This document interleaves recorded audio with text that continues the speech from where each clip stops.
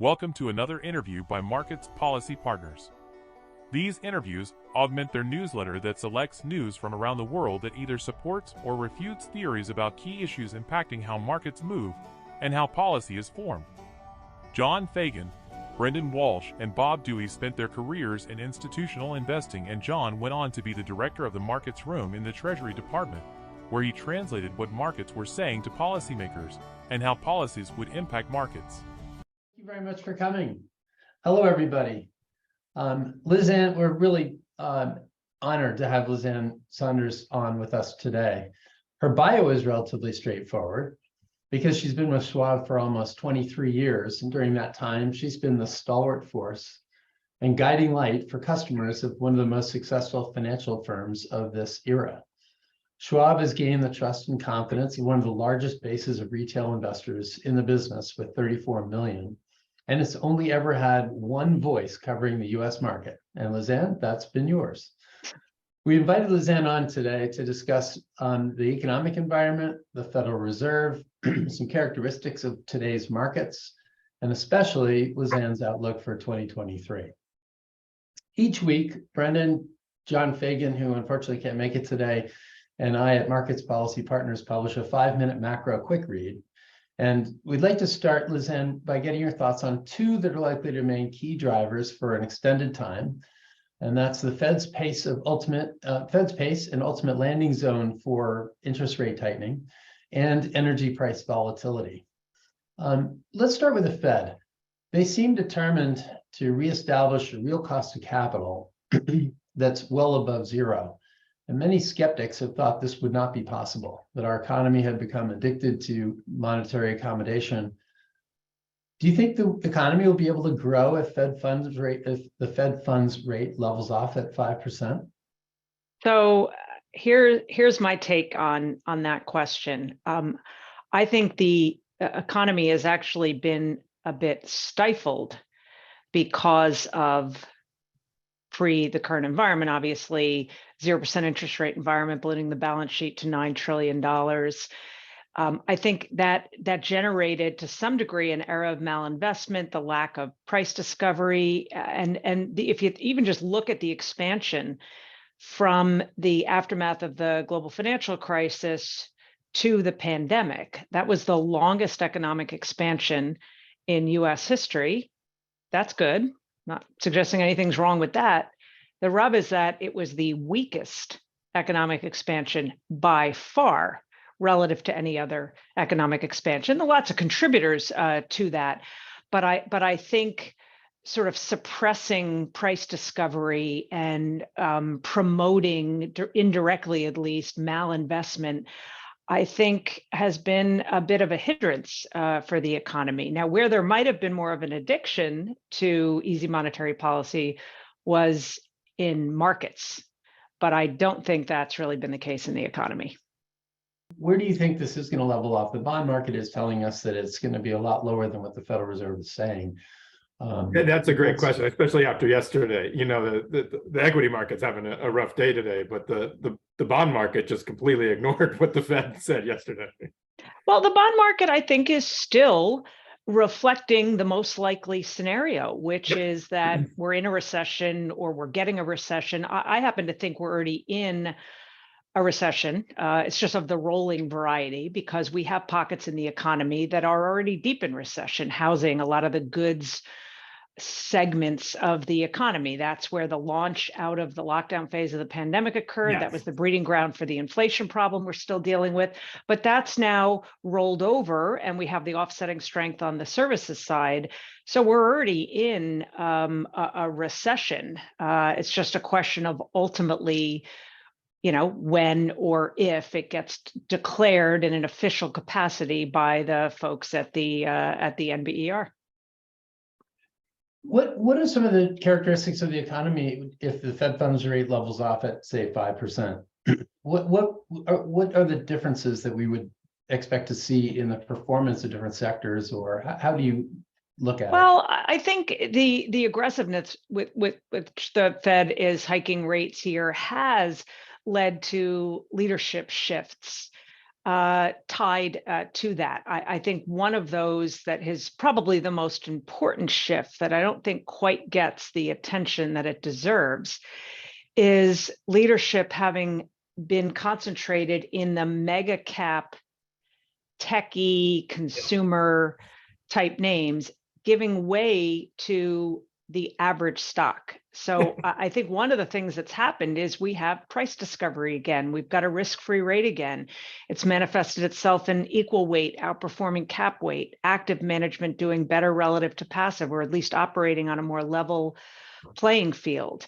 I think the initial surge in inflation and the move off the zero bound was the real hit to the stock market, because it suggested that either extremely overvalued companies or longer duration companies, meaning their cash flows or profits were way into the future.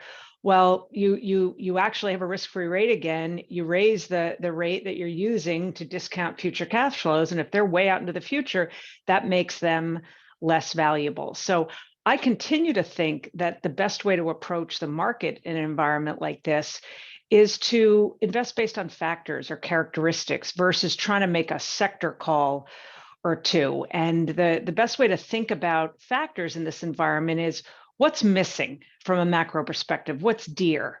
We're in a declining earnings estimate environment.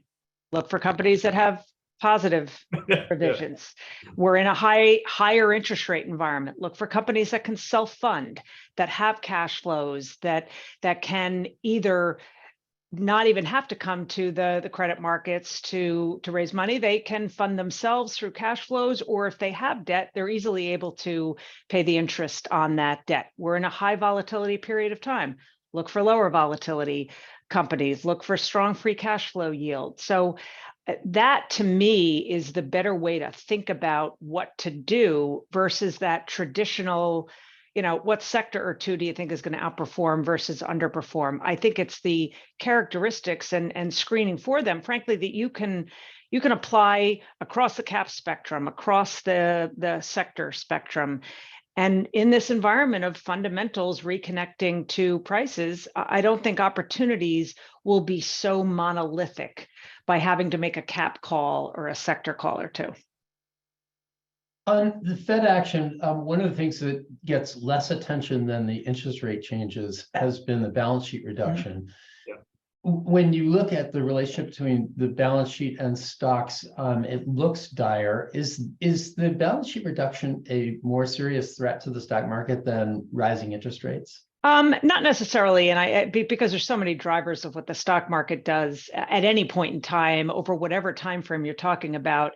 It's more opinion and subjective to say, well, here's been the biggest driver of what the market has done. But I will say that the simultaneous shrinking of the balance sheet in conjunction with what's been the most aggressive Fed funds hiking cycle in at least 40 years is that the actual amount of tightening is greater than what's reflected in the Fed funds rate. And that's part of the reason why the folks at the San Francisco Fed created something they call the Proxy Rate, which is still an interest rate, but it incorporates into the base of the Fed funds rate, not just the impact of shrinking the balance sheet, but also embedded in the Proxy Rate, interestingly, is forward guidance. So the jawboning and how impactful that can be in this era of, the Federal Open Mouth Committee and press conferences at every FOMC meeting, there's a lot of power in their words, not just the lever they're pulling on interest rates or with the balance sheet. And with the 50 basis point move up yesterday in rates, and there is no update yet for the proxy rate, but even before yesterday, it was running 2 full percentage points higher than what the stated Fed funds rate was. So yes, it's having an impact, and you can see that by looking at this proxy rate, either instead of or in addition to the Fed funds rate. And what do you think the future of quantitative easing, the expanding the balance sheet as a policy tool is? Is it something we're just going to get rid of? I think that the bias is to continue to shrink the balance sheet. I think where the balance sheet might be used as a tool with maybe a pause in shrinkage or some other mechanism around which the balance sheet could be used, I think that will be only to combat serious financial system stress. Yeah. What I think the Fed and Powell in particular is really trying to make clear is that equity market weakness, equity market volatility is not the mandate of the Fed. And so that's why I wrote an article for the Financial Times, I think it was either earlier this year or maybe it was last year, about the Fed being put to bed, and that there needs to be a distinguishing on the part of the Fed, market watchers and participants should understand this, between financial market volatility and financial system instability.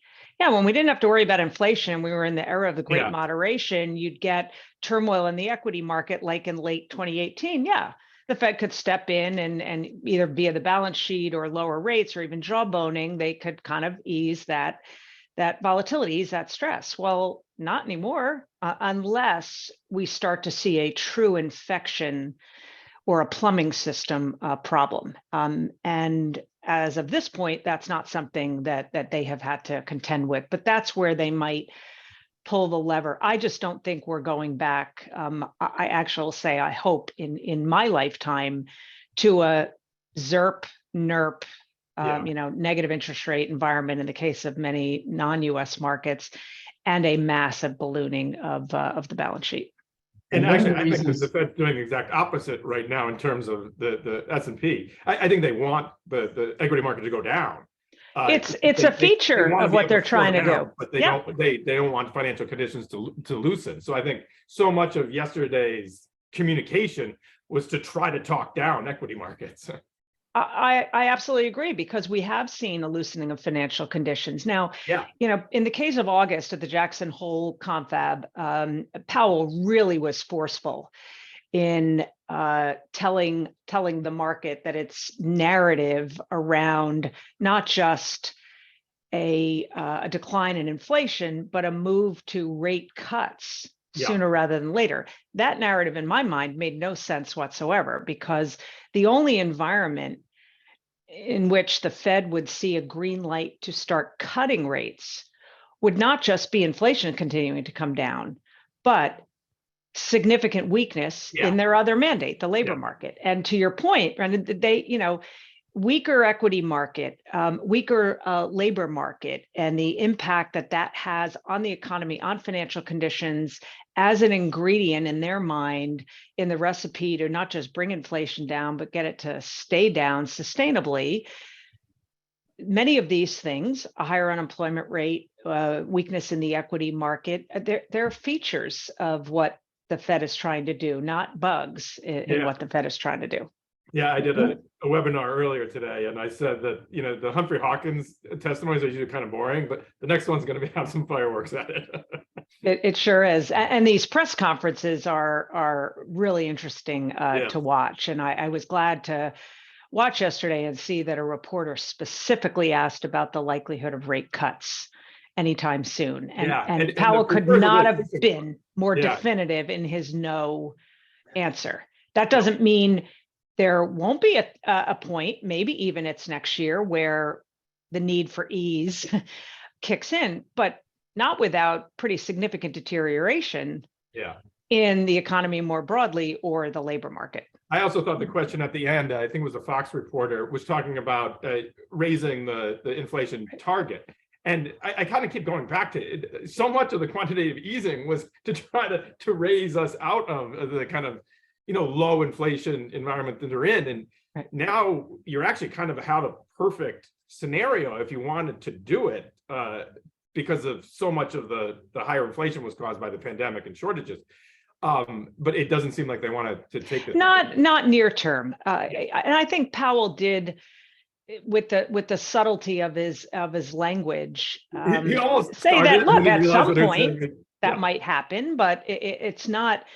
the Fed currently is not on some mission to change the target. Now, what we don't know is if they express themselves in a manner that suggests, it's close enough, a two-handle. Wasn't it New Zealand that set the 2%? It's Yeah, kind of an arbitrary number. It's a bit arbitrary, yes. It is a bit arbitrary, yeah. Lizanne, you spoke about the last decade of zero interest as distorting investments, and that probably dampening or affecting growth. The other thing that probably is affecting growth is the massive fiscal deficit, not the deficit so much as the total debt. So the Fed raising rates to 5% may fix the malinvestment from the interest rates that aren't accurate or healthy, but that also winds up exacerbating this growth weight that the debt represents. Yep.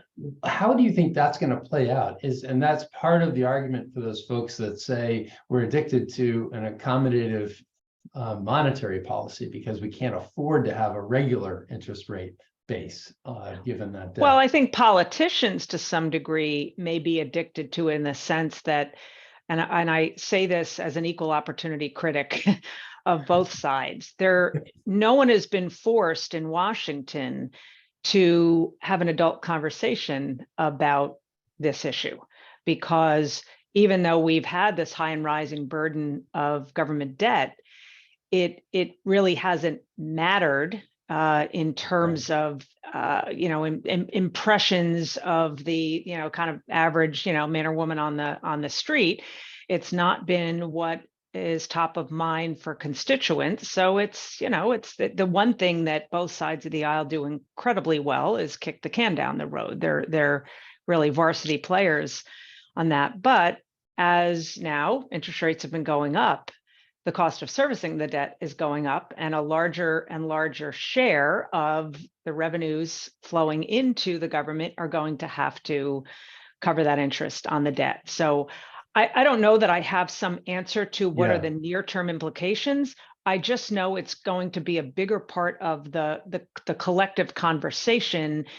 And maybe the good news is it's going to force some more adult conversations in the halls of Congress about, okay, what do we do about this? Yeah, it shifts one form of malinvestment to another in many ways. Yep.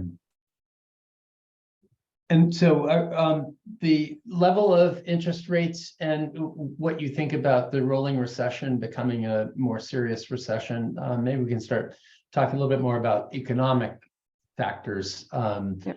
And the ones that you think are the most important, and which ones swing the most if rates start moving up or down from where people expect today. So, clearly what's already happened is the compression in the areas of the economy that drove us out of the very short-lived pandemic recession. And that, of course, was fueled by massive stimulus, both of the monetary and fiscal variety. That stimulus at the time, with the demand that it helped create, was forced to be funneled into the good side of the economy because there was no access to services, not just in the United States, nowhere. Again, it became the breeding ground for the inflation problem we're dealing with now. But since then, we're in disinflation on the good side, if not outright deflation in some components. The housing market broadly, but in many cases, some of the subsectors of retail, the kind of stay-at-home areas, are sort of an implosion mode, huge inventory problem. But the pent-up demand then kicked in on the services side, and services is a larger employer, hence the labor market being kept relatively afloat. Now, I do think that there are noticeable cracks under the surface that you don't really have to peel more than maybe one layer of the onion back beyond just payrolls and the unemployment rate to see those cracks starting to form. And I think the next important thing to happen is deterioration in the labor market.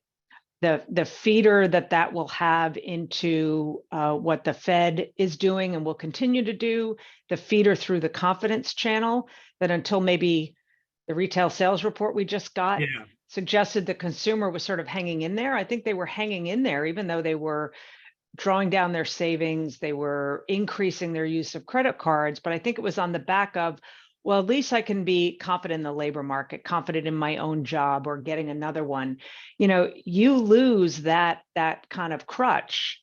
And what tends to happen is things are not linear. It's almost like, you know, the Roadrunner goes off the cliff, and for a while there, he's floating in the air and then straight down. And with the latest retail sales report, quite a bit weaker than expected, that may be a glimmer of that. Okay, now that I've burned down my savings and I've ramped up credit card use, if I lose that pillar of confidence in the labor market, you know, retrenchment time. So I think that near term is the next set of variables to pay close attention to. How about the energy market, which is, I guess, part of the commodity complex that's coming down so rapidly? I think it's better to characterize the energy markets as being volatile rather than good or bad. Right. And I don't know why the volatility is going to go away, because there still is a significant supply problem over the longer term. How does this factor into the economic outlook that you talk about and forecast with? Well, some of the compression that we're seeing, not just in the energy space, but the broader commodity space, is reflective of a significantly more dour global economic backdrop and reflective of waning demand that comes as a result of that. But you're right. I think, you know, expecting ongoing volatility, I think, is the right position, not just because of greater geopolitical uncertainty. Obviously, the Russia-Ukraine war, which can be a needle mover in either direction. I hope at some point we start to talk about a resolution and it being a tail risk on the positive end of the spectrum, but we're certainly not there yet. Then you get, you know, weather impacts, especially if you're also talking about the food side of things. And then the real wild card as it relates to the kind of the demand side of what goes on in energy is the reopening by China. And frankly, it could go either way. You know, I think that there are intelligent arguments on both sides of multiple debates in terms of, will they be successful? Will they have to lock down again? Will the pent-up demand come in force in a short time horizon, like was the case when the United States came out of lockdowns? And no one, lots of opinions, but I could be swayed in either direction. But I think the easy call is it's a wild card and probably means for more volatility. But from a kind of a fundamental driver, I think it's the reopening of China that is probably more important to the energy markets than any of those other forces that are ongoing. Mm-hmm. It's unknowable because there's only one person that knows it. President Xi. Exactly. But he does. Has no idea how people are going to react. You know, you open back up in part because protests, and it's just been long enough, but because there isn't wide-scale vaccinations, individuals are making their own decisions. To not go out or to go out, send your kids to school. Epidemiologically, what's going to happen? A lot of people are going to get it, and older people are going to die. So then we're going to see what the reaction of the Chinese populace is to those deaths. Right. They wanted to reopen because they got to see that everyone's in Qatar watching the World Cup without masks. Everybody's going to. Every individual is going to approach the reopening differently. Based on past experience, fear factor, other health conditions, you know, so. Yeah, I totally agree. Yeah. Who knows? I have no idea how they decided we're going to let you reopen and we're going to. Right. But that doesn't necessarily mean some rush of demand and consumption and investment. But we know it's happening. It's just people pull back because absolutely we are seeing some of that. Yeah, very interesting.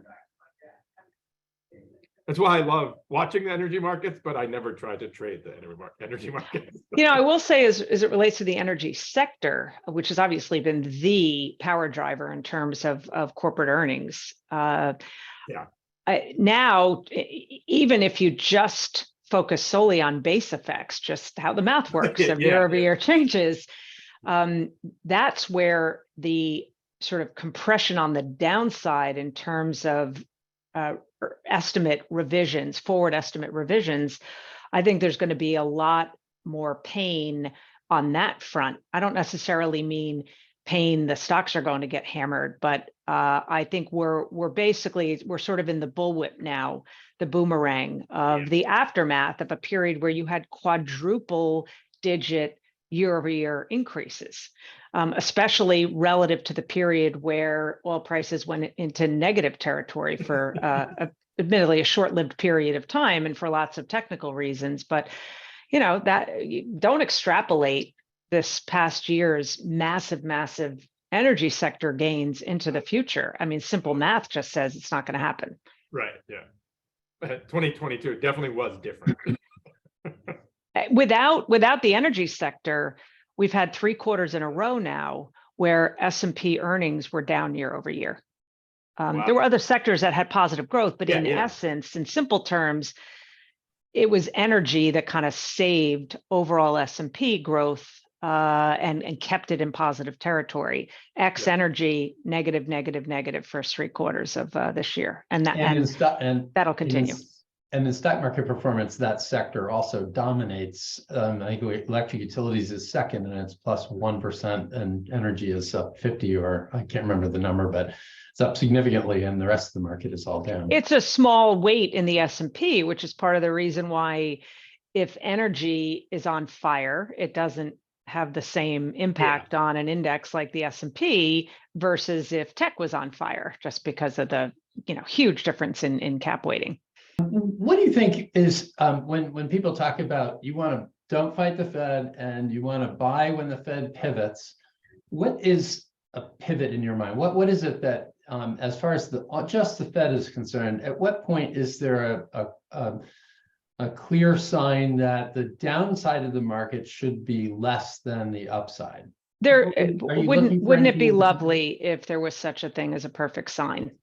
There isn't, inclusive of what the Fed does. If you go back to the early 70s and look at every rate hiking cycle, and then go to the point where you had the final rate hike, and then looked at how the market performed out, a year, 2 years after that final hike, the range of performance outcomes historically is massive, in part because there's a gazillion other drivers of what the market is doing and does, not just some, inflection point in Fed policy. There are times where a lot of the damage had already been done at the point the Fed stopped hiking interest rates. In many cases, the damage was still in the windshield, not in the rearview mirror.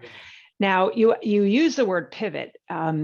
Maybe it's just semantics, but the increased usage of that word, which really kicked in last summer, especially right around the mid-June lows and led to the 2-month rally into mid-August, was an assumption of a pivot to rate cuts. And we already touched on that. I think Powell made it very clear that that's not in the cards, save for a much more significant economic deterioration than what we see right now. So, the P word that then sort of it shifted to as the buzzword was pause.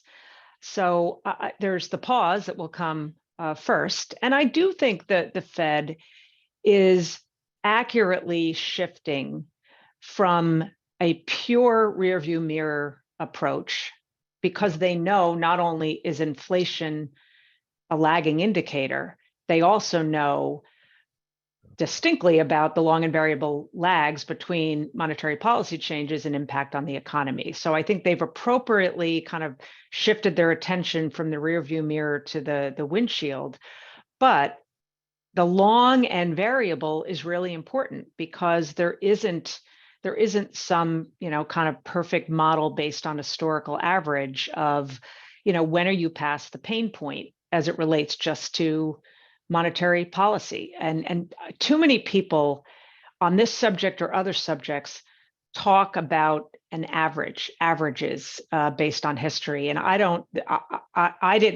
wasn't the first one to say this, I'll get to in a second. I don't know who first kind of coined the phrase, but analysis of averages leads to average analysis. And so I think you have to be really careful, especially as it relates to Fed rate hiking cycles, because there haven't been tons and tons of them, which means it's not a huge sample size. Yeah, yeah, we've only had, not including this one, we've only had 13 in the history of the Fed. That's not a big sample size. So make sure you're looking at the full range of historical outcomes and not just an average, because the average isn't going to tell you anything. Not to mention the unique circumstances of the current environment, the pandemic, et cetera. Yeah. What do you think if yesterday the Fed, because they really don't want to cut. So if the Fed said, okay, Mark, you're right, we've hiked enough already, so we're going to pause, but we're never for the next 2 years cutting. What do you think the rates market would have done?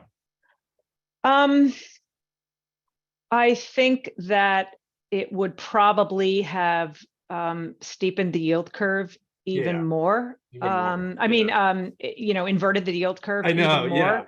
I because keep going back and forth. I think you're right. I think the long end, first of all, I think the bond market is often more rational about what's going on than the equity market. and I think equities are fun, but they're not the 10-year having gone from 4.25 to sub 3.5, I think is reflective of the weak economy that is still ahead of us. And it's just a question of the severity of that weakness in terms of when the Fed goes from pause mode to easing mode. And it's the market, the narrative back in June was all it was going to take was a decline in inflation. And I think what he tried to message yesterday was, no, we actually are going to need to see labor market weakness as a necessary ingredient because of how that feeds. We have been really vocal about saying this is not the 1970s, the conditions, the backdrop, the nature of monetary policy, demographics, the gold standard. I mean, the list goes on and on of differences. However, what I think Powell and others want to try to avoid associated with the 1970s is fits and starts of monetary policy.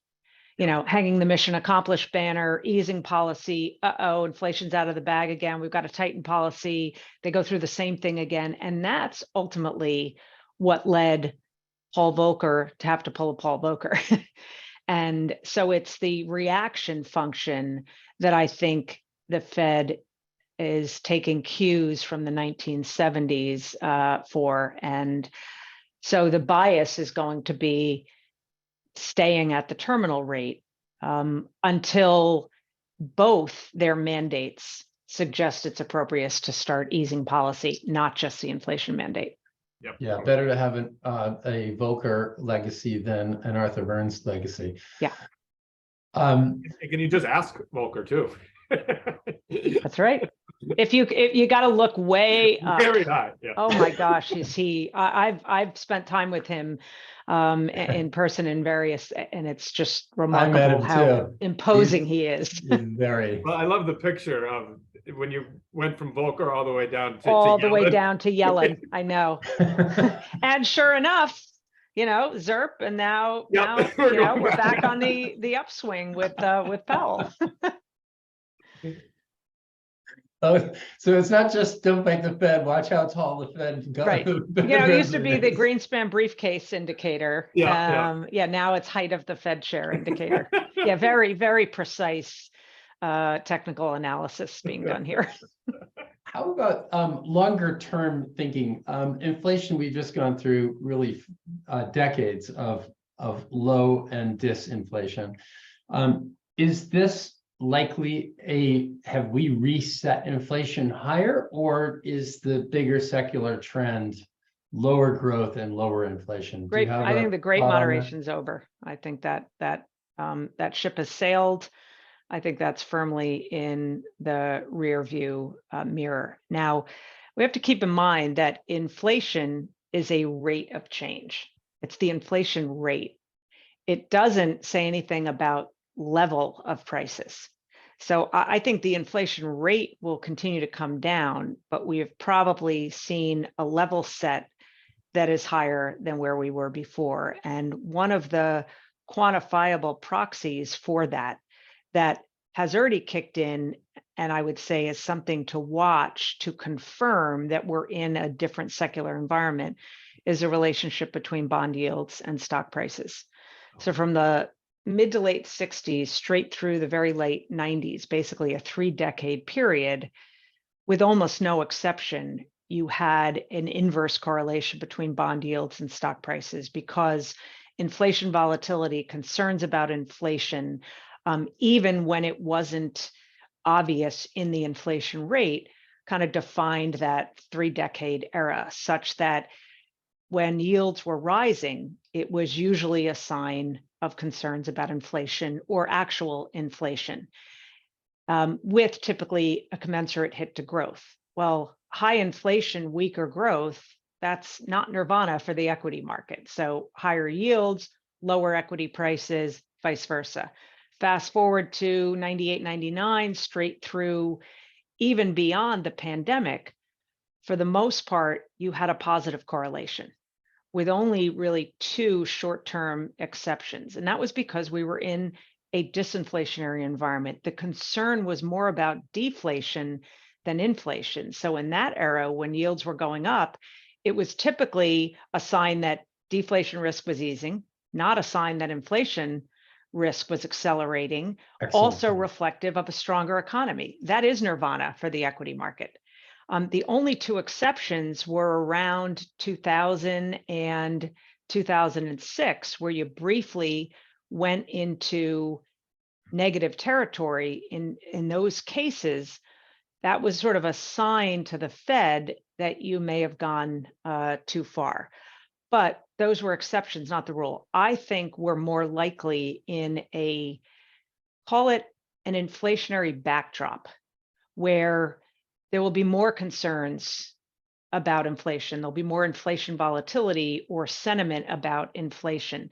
That 30-year period was also an environment where the economy was more subjected to supply shocks, whereas the 20 years through the pandemic, we were more subjected to demand shocks. I think we're going back to something not exactly like the late 60s to the late 90s, but more in keeping with the relationship between bond yields and stock prices. And it helps to explain why both stocks and bonds got hammered in 2022. Yeah. We're optimistic about the bond market in 2023.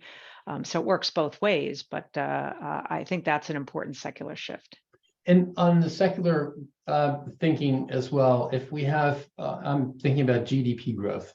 So for the last several decades, we've had a certain level on average, and going forward, combined with the large fiscal debt and a normalized monetary policy, it would suggest that we should be rejiggering all growth estimates lower. Is that your view? And if not necessarily, what is it about the economy? I think instead of thinking again in terms of averages, yeah, I think what we're likely going to see is bigger swings, more volatility in metrics like GDP. And that was also in keeping with the environment that preceded the era of the Great Moderation.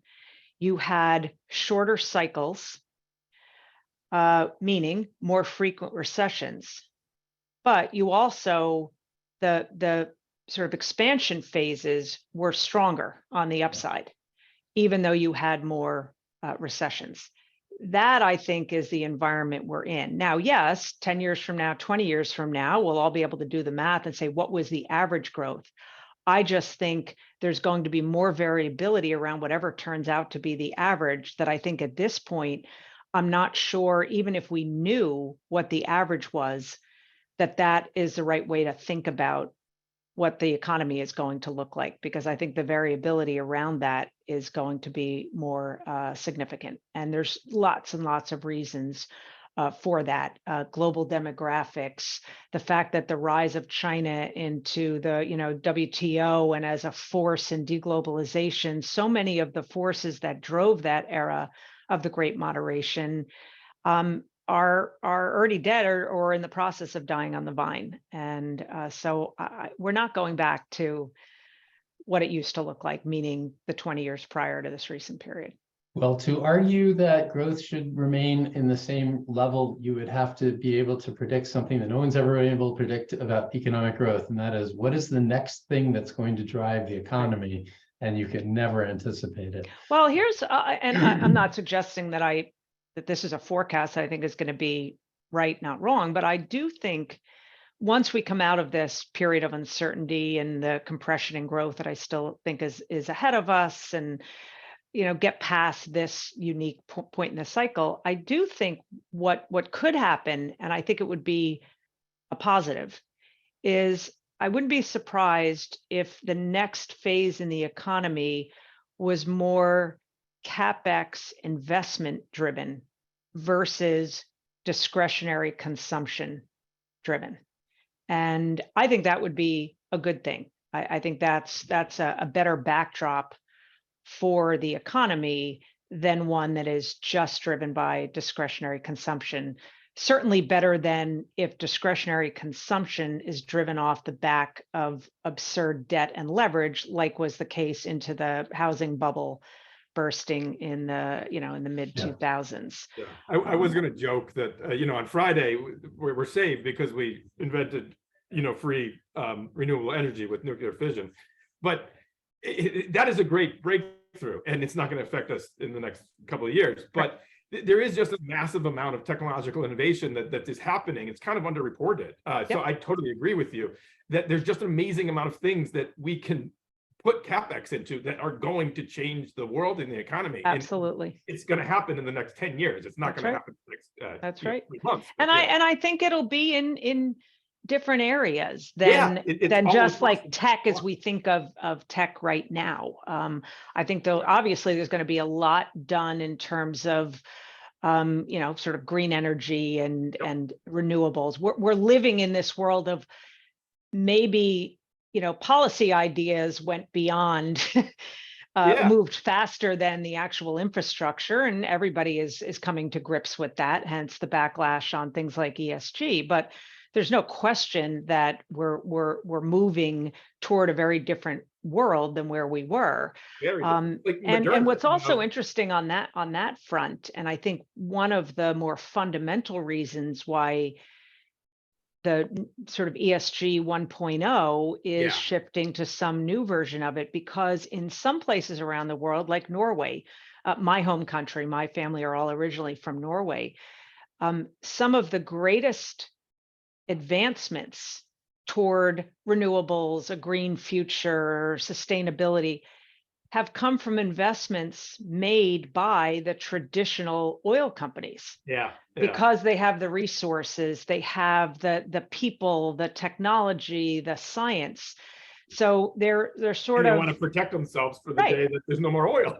So this idea that I'm not throwing out names as investment ideas, but that whether it's Exxon or BP or whoever it is, that's where some of the maybe interesting advancements, technology, certainly where the capital exists, that it may be on a parallel path with newer companies that are solely looking at the future and don't have that foot still in the, I don't even want to say in the past, in the current and past. No, but you're dead right. Actually, we had a big breakthrough this year in terms of being able to drill down to tap the geothermal, and it was the mining companies that figured out how to do it.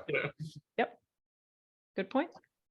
How about government and the growth of government? A lot of people also point this out as the regulatory environment has gotten more intense, and it also puts a weight on growth, economic growth. How do you look at that? And do you have any thoughts about how it would unfold in the future? One thing that's interesting in terms of just the sort of layout and backdrop of Congress in the past 2 years is because of the power of the moderates.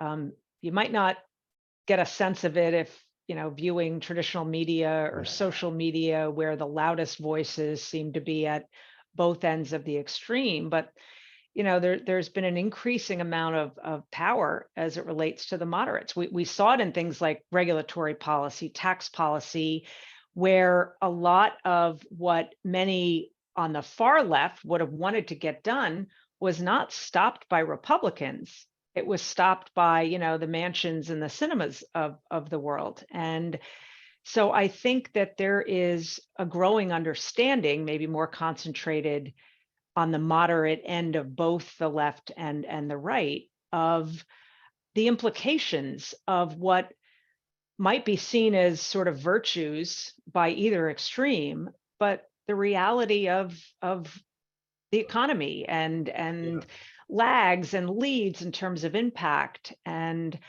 so I think that that's kind of interesting. I don't know that it affects, election cycles yet, or gerrymandering or any of that stuff. And I'm not a, political strategist, but I think there's something interesting that we're seeing in terms of just not louder voices by moderates, but more compelling analysis by moderates.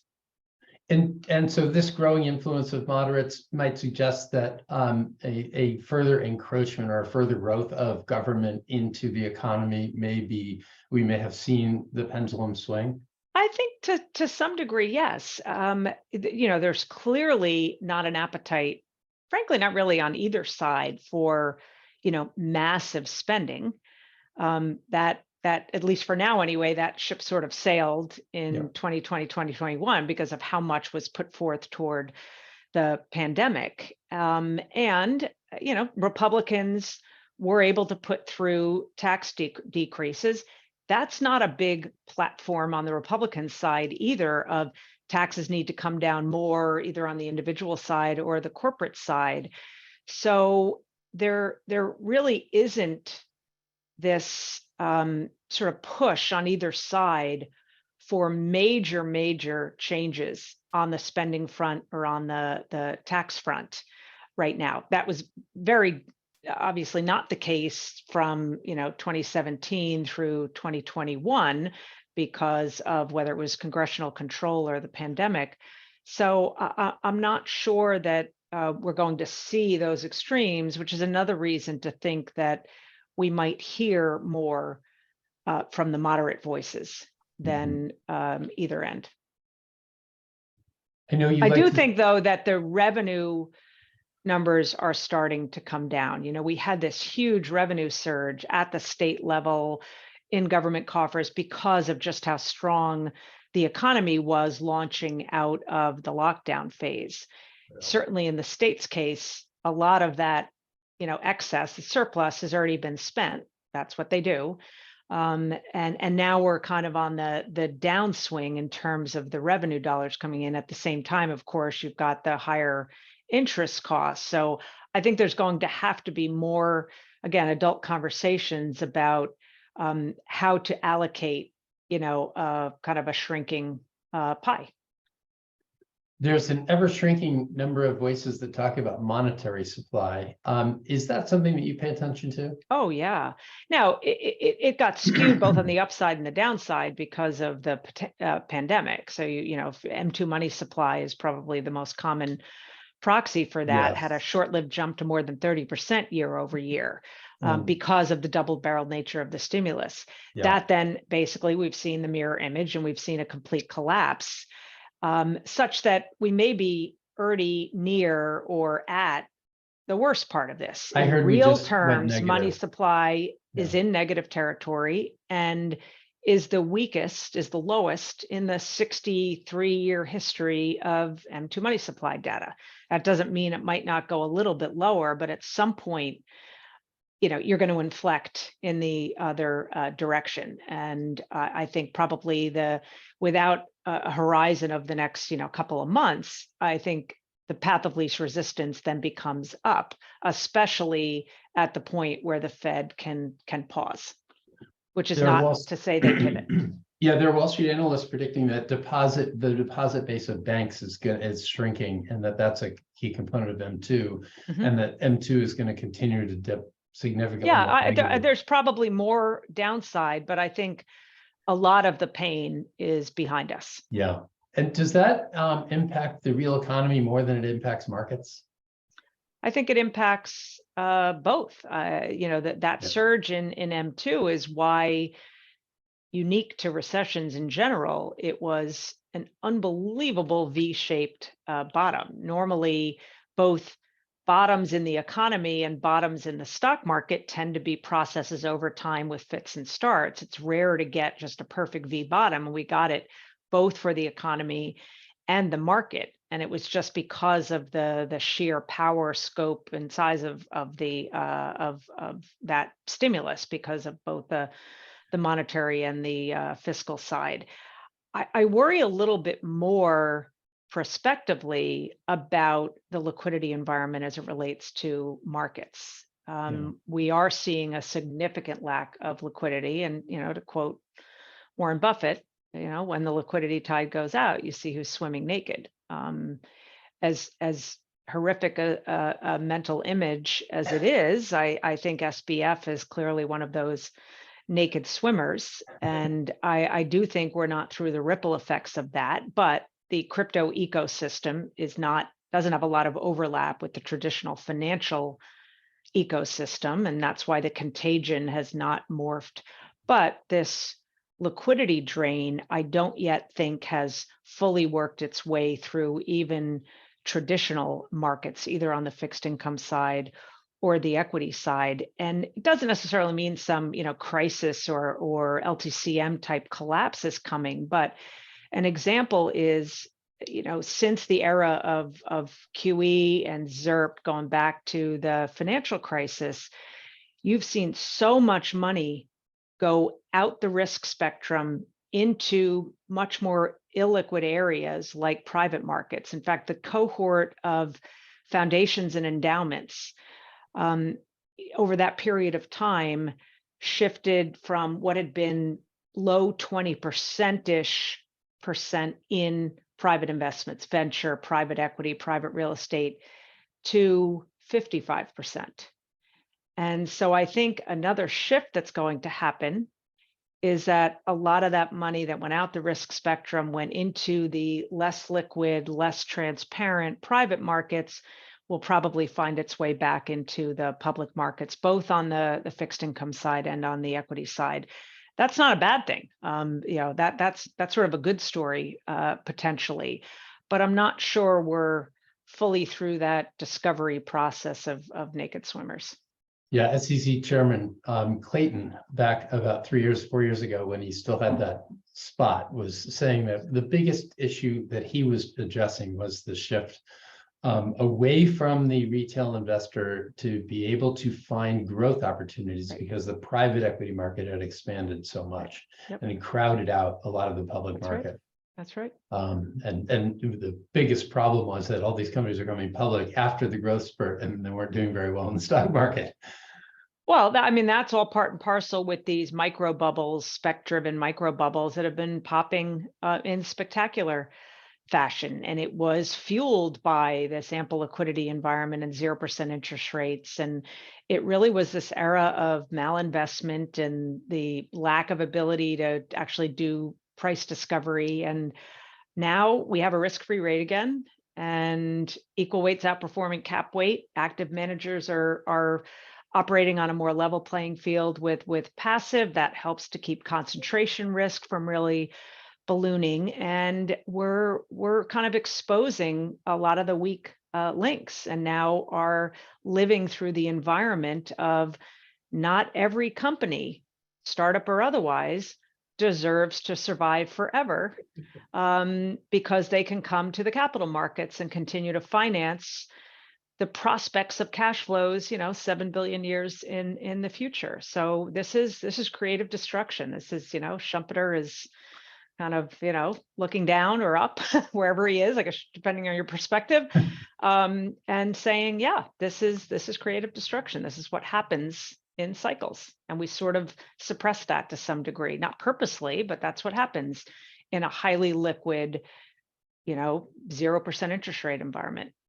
Not to mention pushing individual investors that really shouldn't have gone way out the risk spectrum. It forced them out the risk spectrum in order to generate something resembling a yield. Yeah. We had a fascinating interview with value investor John Linehan from T. Rowe Price, who's also the chief investment officer there. And he was talking about going back over the 20 years he's been doing it. The part a decade ago that he wouldn't have, that he didn't predict accurately was how the largest, best companies could grow to become so large and dominant. And this environment that you just described sounds a lot like smaller companies are beginning to get their advantage back again. I agree. And one of the interesting things he pointed out was that the era of the disruptors, where a Netflix could come on and take over the media world, may evolve into the next decade of the decade of the disrupted, where a Disney can now incorporate streaming as Netflix only distribution arm, as just one of many, and the content that Disney has now they become more competitive.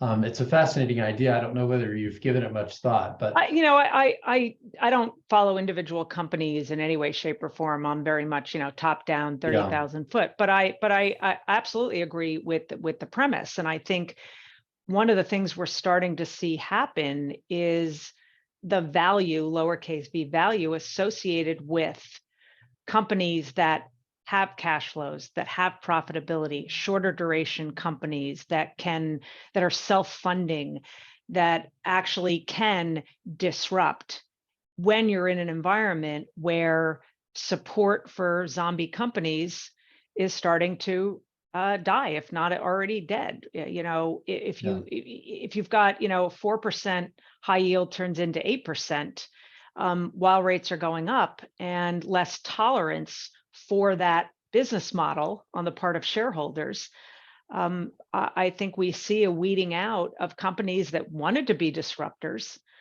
but the financial math is very different now than it was when we were in a highly liquid zero interest rate environment. Now, I agree. I think in general, there are going to be lots of opportunities down the cap spectrum. However, the one thing I would caution to say an audience of stock pickers out there is, if you're kind of shopping for ideas and you start with an index as a base from which to look at individual names, one thing a lot of people don't realize is that even though the Russell 2000 is for the most part the standard benchmark for small caps, 40% of the Russell are zombie companies.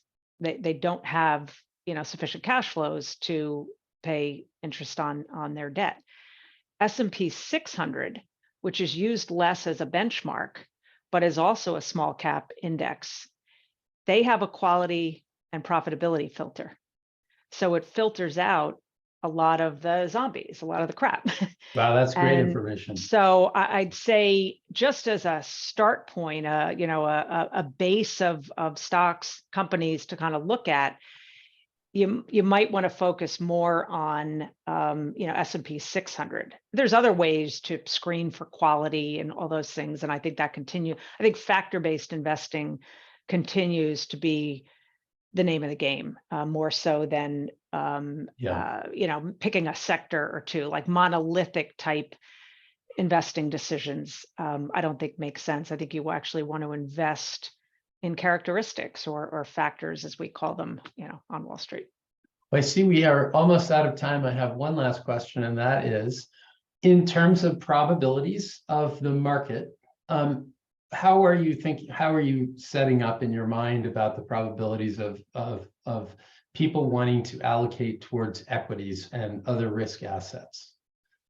So if we look at where exposure to equities is right now, of course, you need to look at various cohorts. The Fed's flow of funds data just came out very recently, and it's only done on a quarterly basis. So it's through the third quarter of 2022. And in part because of depreciation in the equity market, you have seen households' exposure to equities come down from what had been an all-time record high.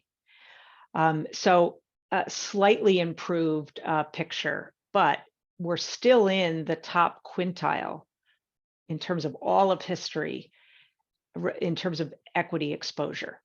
The kind of levels of equity exposure that have existed at past, major bottoms in the market, we're still well above that. That doesn't mean we have to go all the way down there. The good news is on the more institutional kind of speculator side of things, right now, they've never been more bearishly positioned, especially in the options market, basically positioning sort of for a crash scenario. So and I don't like the term cash on the sidelines, but generically, if you think of it in those terms, it really depends on what cohort you're looking at. But I do think, I'll reiterate, I think maybe the more obvious shift that is happening is a shift back toward the public markets from the private markets, both by institutions as well as individuals. I think it'll be both on the fixed income side, on the equity side. So I wouldn't see that as some funnel that automatically is a positive for equities. It probably is more of a positive for fixed income near term. But I do think that this sort of equal weight, doing better, active, performing better, I think that's going to stay with us for a bit longer. That is terrific. If not much longer. Yeah, if not much longer. Brendan, any thoughts? No, this was a lot of fun. I'm really glad that you came and joined us. Oh, me too. It was fun. Too. These conversations, an hour just flies by. It really does. There's no shortage of things to talk about, that's for sure. It's good to do a little bit longer form because you can cover so much more material in so much better depth. So we really appreciate you taking the time, and we hope everybody enjoyed it as much as we did. Thank you, Lizanne. My pleasure. Thank you.